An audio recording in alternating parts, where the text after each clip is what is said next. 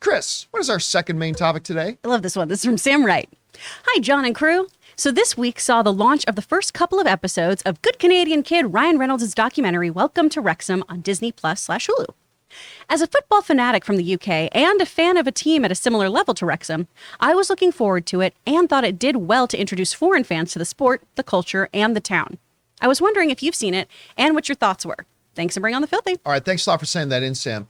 And yeah, the new Welcome to Wrexham is now out. They've been advertising it for a while. I always mispronounce his last name. McKellany? McKellany? It is McKellany. I believe so. Okay, well, maybe I'm not mispronouncing it as much as I want. But Reynolds and McKellany, of course, I love Mythic Quest. I'm a huge Mythic Quest fan. I know he's been in other stuff. That's fine. I am a massive Mythic Quest fan. I want that to come back so badly. But so this was coming out and everybody's talking about it. Now, it is funny because I've had people writing to me asking, why have you guys not been talking about Welcome to Wrexham? Because in all the buildup, all the marketing they were doing for it, it's certainly a very interesting looking story. And a lot of people say, doesn't you're like Ryan Reynolds is your favorite movie star, and you Mint Mobile's a sponsor. Why are you guys talking about Welcome to Wrexham? The reality is, and I'm just going to be pure honest with you guys, pure honesty.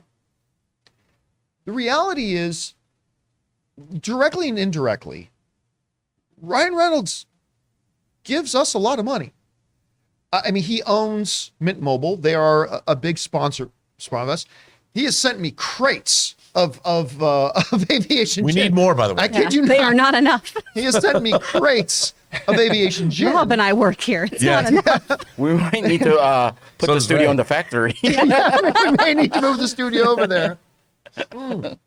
And so, honestly, I have shied away from wanting to talk about this because I'm very nervous of the fact that it'll look like we're playing favorites by talking about this show and stuff like that. So I have intentionally, and this isn't very professional of me, but I very intentionally avoided talking about it. All of our paid shilling that we do for Disney already. Yeah, with all of that. know.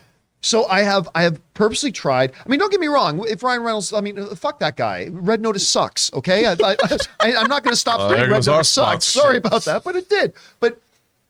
But still, so I kind of leaned away from it. But I couldn't resist when Ann and I saw that the first 2 episodes were out. I was like, well, we got to watch this, obviously, because Ryan is my favorite star. And I'm like, well, damn it, now I got to talk about it. It's wonderful. It's really, really good. And it reminds me about why Ryan, first of all, by the way, McKellany, McKellany talks a lot in the opening about this, about being from Philadelphia and how all of his friends, all of his family, nay, the identity of the town gets wrapped up in the Eagles. And the spirits of the city seem to rise and fall with the success or the failures of the team. And I'm listening to him talk about that. I'm like, I can completely identify as somebody, I'm Canadian, so it is bequeathed on us at birth genetically to be massive hockey fans. And I remember when every day that the Toronto Maple Leafs would have a game, me and my best friend at the time, Aggie Cabral was his name. Me and Aggie would go home. He'd go home, I go home. And every time a goal was scored, we would phone each other on the phone. Like we were in grade school, but we're calling each other on the phone with every goal. And then, I go over to his house, he'd come over to my house, and we'd play hockey in the basement and, say I'm whatever player and I'm whatever player and all that kind of stuff. And even now, as a grown-ass adult, my mood will be dictated by how good or bad the Toronto Maple Leafs do. My very mood is dictated by it. So when I'm hearing McKellany talk about this stuff and saying, I instantly identified, even though I know nothing about soccer, I will say soccer here. I understand it's called football, but in North America, we refer to it as soccer, so I'll just do that to avoid confusion with North American football. So when he said, I don't know a lot about soccer, but I identify with that this town loves this team. And as the team goes through hard times, the town is in hard times and all that kind of stuff. And he's like, I wanted to be a part of that. And there's a part in episode 1, he goes, but I realized I have TV money, but I needed more than TV money. I need movie star money. I need alcohol empire money. I need mobile phone money, he says. I need, what else does this bitch own? Yeah, what else does this bitch Ryan Reynolds do? And I guess, and he and Ryan Reynolds had never met. They were only friends on social media. They would talk on social media. They became friends on social media, blah, blah, blah, but they had never actually physically met in person. And watching then Ryan talking about the stuff about his father, you saw this. Yes. Talking about the stuff with his father and this completely incorporated in him this desire to want to help lift an entire city. You know, I remember I was talking, this is why, even though I say fuck that guy and Red Notice sucks, this is why as a Canadian, and this sounds weird to say, I am so damn proud of this guy as a Canadian, because I was telling you once, I was talking to a bunch of fellow film pundits. We were talking about when the Ezra Miller, like right in the middle of all the Ezra Miller stuff, and somebody you guys know, one prominent film pundit kind of said, I'm just so tired of this. Like, why can't everybody be more like fucking Ryan Reynolds? Where every time the guy's name comes up, you know it's just gonna become he went to some fucking hospital to give a dying kid a pony. Like that's the only time his name comes up is when he's doing something really good. And like, I gotta say, and I know this is very Homer of me to do, but like, goddamn, God bless Ryan Reynolds. Like, as a Canadian, I feel so damn proud of him. And then I'm watching this, and I feel the same way. I'm watching this, and I was like, I'm so proud of this McKellany guy who I only watch him on Mythic Quest. I don't know much about. I'm not invested in, but I'm like, I'm so proud of that guy for doing this. And I see Ryan as a Canadian doing this. I'm like, I'm so proud of that guy. But the drama in the show, and like the last game in episode 2, because they've only got 2 episodes out right now. You're like, this feels like it was scripted by Hollywood. And the drama of it, and when they talk about, and they talk about the tiers, by the way, North American pro sports should totally do that league tiered system that they have in bonkers. It's the way to do it. You should do it too. But anyway, talk about how, the players in the Premier League get like $3.9 million. The players who get relegated down here are making like $40,000 a year.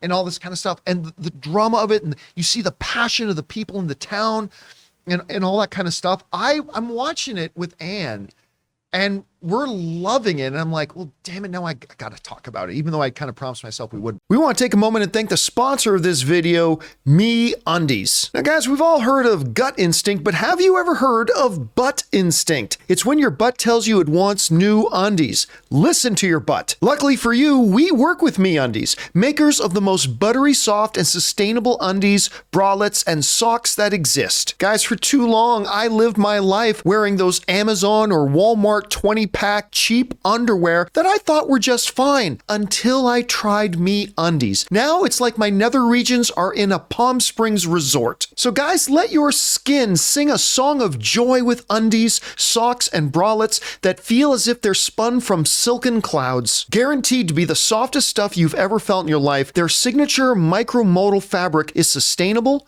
breathable, and stretchy as heck. Available in sizes extra small to 4XL, they have new colors and prints dropping weekly, so there's always something exciting to check out. Try out their free-to-join membership for free shipping on every order and exclusive perks, like an item shipped to your door every month, secret sales, and early access to their newest stuff. MeUndies has a great offer for all John Campea Show viewers and listeners. For any first-time purchaser, you get 20% off, plus free shipping and returns. To get 20% off your first order, free shipping, and 100% satisfaction guarantee, go to MeUndies.com/Campea. That's MeUndies.com/Campea. But anyway, Chris, you saw the first couple of episodes of Welcome to Wrexham. What did you think about it? So I went into this because I'm having Ted Lasso withdrawals. And I went, there's Ted Lasso. This will be great. There definitely This will is. be a nice kind of filler for that. And it is so charming. Oh my gosh. So I went to elementary school in a town outside of Philadelphia, Kennett Square, Pennsylvania, woot woot. And my childhood best friend, Donna Figgenshoe, her family were Eagles fans. Not just Eagles fans, Eagles fans. Eagles fans, and are Yin's going to watch the game. And I never really understood it. And then when I moved to Texas, football was a religion to people, and I didn't understand it. And also I had a little chip on my shoulder because I was a musical theater kid whose department had no money. And so I'd be Because like, the I'm football reading. team had it all. I'm going to read Noam Chomsky and feel superior, I'm glad that got you. Rob got that. You like that Noam Chomsky reference? But You don't get that very often on the show. no. Wow, well done. Some highbrow shit happening today. But so then watching This, though, and watching Ted Lasso, but particularly this, and seeing that town pride and how it is a camaraderie thing does make it much more accessible for someone like me who doesn't really understand the rules of sports and didn't understand why this was important or why people would still be hung up on college games or things like that. When I'd go hang out with my friends from Nebraska, we'd go to this Nebraska bar so they could yell at the Huskers game. And I'd think, why are we doing this? We don't go there. And I understand it a lot more because of how these people, it's affected every fiber of their life. I mean, listening to that midfielder, Paul, I can't remember his last name, talking about how the one with the 2 kids and he's 33. Yep. He is younger than me. He has played for this team for 16 years, and he is one of the oldest members of this team. He's like an actual Roy Kent. He's played professionally for 16. Well, yeah. I think he played for this team for 5 or 6. But he's been in the professional league more than half his life. His entire adult life, yeah. And that's wild. I mean, so to see the thread of how this just affects all the people in this town is really, really cool. Like just from not only a pride point, but then as they go into like the commerce and everything about how this team's success affects the livelihood of so many people outside of the actual league, just from, pubs getting filled, people doing things like it affects everyday life. And it's really, really cool to see that and understand that these two guys appreciate that. Yeah. And realize that they could screw all this up. And also, can we just shout out that they used a friggin' Van Wilder clip?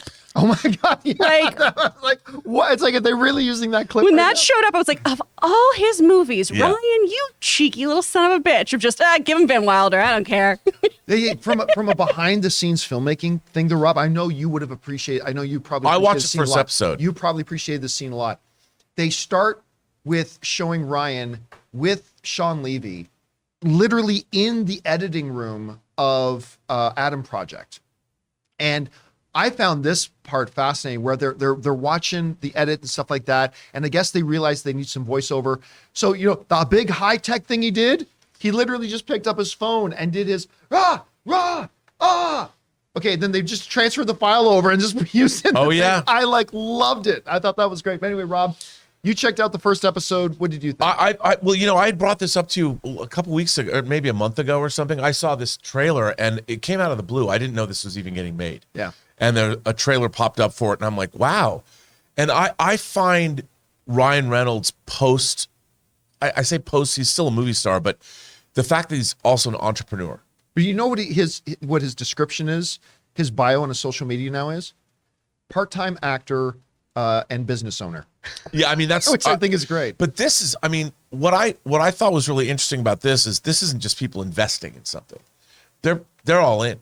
They have to go and this is people. They've invested not just in a team, but in like you said, a way of life for the whole town.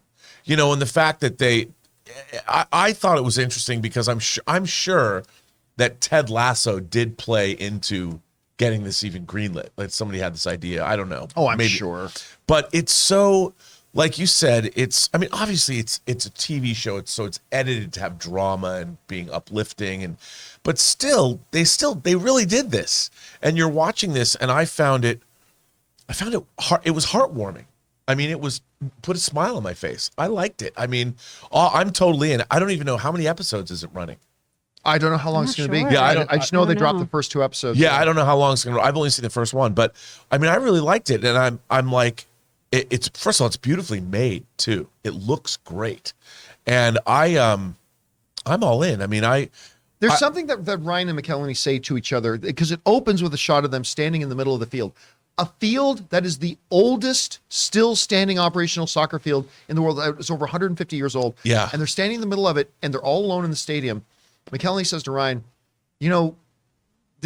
we could end up being the villains in this story. We could end up being the bad guys. And it reminded me a lot of just like even of Hollywood.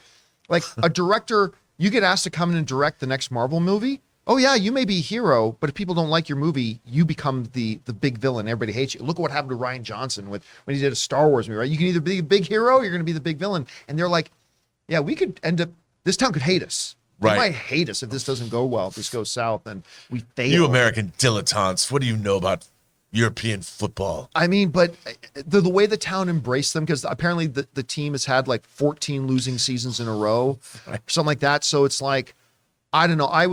again, I also love hearing stories about good people doing good things. Yeah, me too. There's just, you don't need a villain. You know, every once in a while, I just love a story about good people doing good things. And I always say this about documentaries, is that essentially with whatever you're doing a documentary about, at the heart of it, you have to tell the story of people. And that's what they did immediately right out of the gate. So, so look, listen, just so it doesn't, I need to counter a little bit of the Ryan Reynolds ball coddling I seem to be doing over here.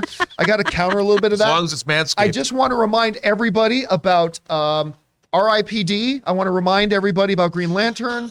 Red Notice was terrible. I just anything else I need to do to Still an balance this out. RIPD apologist. I feel like I'm the biggest I'm a villain Green of them. Lantern apologist. I actually like all three of those movies. The stuff are on you? OA was awesome. The stuff on Oa was good. That's I'll give it fair. that. I Right. wanted to see the Guardians. I mean, come on. Oh, that just shocks me coming from you. I figured you'd be like, table flip. No, I hated the other half of it. Okay, You know, But- there he is.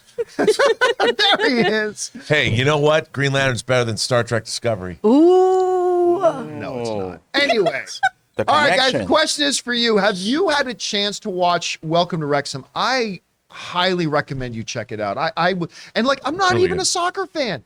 The only time I watch soccer is every 4 years when the World Cup comes along, if Italy is in it, and I break out the Italian flag and stuff like that. But other than that, this made me care. I'm watching the soccer going on. I'm like, and I find myself cheering, and I'm like, it's crazy. Check it out and let us know what you guys We think do about need it. more aviation, Jim. And yes, Yes. by the way, yes, we Please. are running low. Cashed out. That's our last bottle. Mama needs her medicine, Ryan. Last month, Okay. running low. Just putting that out there.